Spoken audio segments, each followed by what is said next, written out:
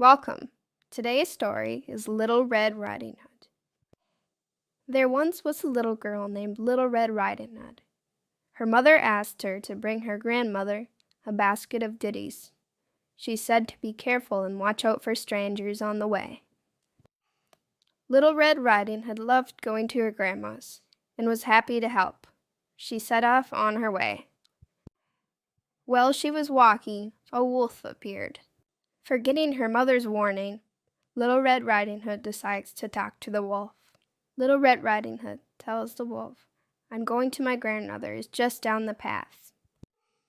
The wolf has an idea and takes a shortcut to the grandma's house. The wolf will find the grandma and stuff her in the closet. When Little Red Riding Hood comes, he will gobble her up. So the wolf does just that.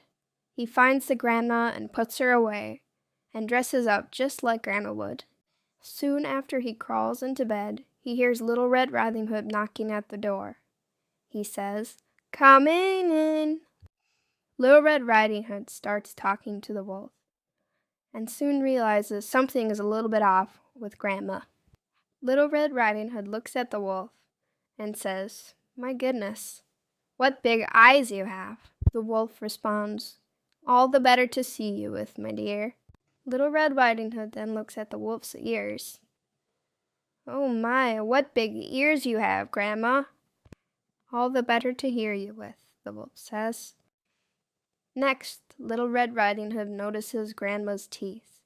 "Oh wow, what big teeth you have, Grandma." At this point, the wolf was ready to gobble up Little Red Riding Hood, and says, "All the better to gobble you with."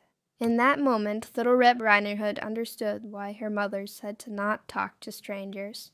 Desperate for help and very scared, Little Red Riding Hood screamed out for help. Luckily, a lumberjack was working nearby and heard her scream. The man busted into the house, seeing how he could help. The wolf screamed, "Oh no!" and ran out of the house, and ran as fast and as far as it could.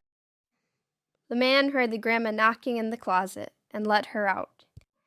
The grandma gave Little Red Riding Hood a big hug and was very happy to see that she was safe.